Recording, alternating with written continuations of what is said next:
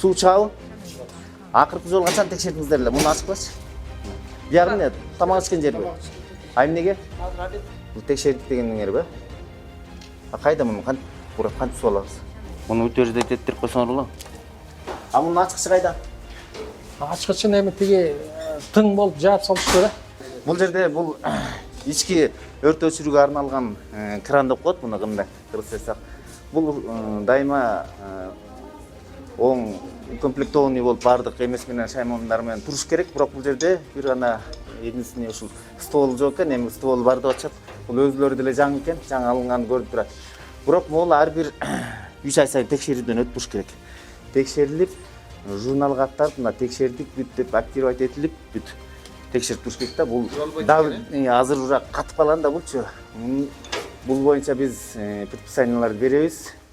Текшерип, мунун давлениясын текшерип, суу барбы, жокпу, баары текшерүүдөн өтүп туруш керек. Булар өзлөрүнүн ушул өрт коопсуздугу боюнча жооптуу кызматкер тарабынан.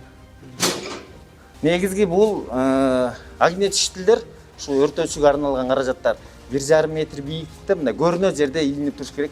Андан сырткары мондай коридор эмелерде мондай эмелер болбош керек.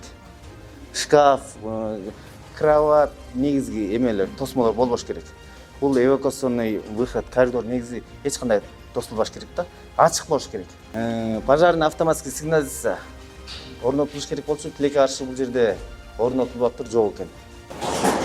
Бияка деле сиз жооптусуз да байке, туура? Полностью наследие боюнча. Мына ошондой эле. Муну качан ачтыңар? Качан текшерип көрдүңөр?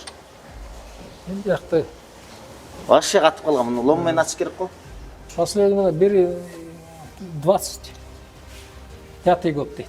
25 год, могу 1 ай. Первый 02, 1 ай мурун ачылган эме эмес, муну ачып көрүңүз, кана мен ача албайм.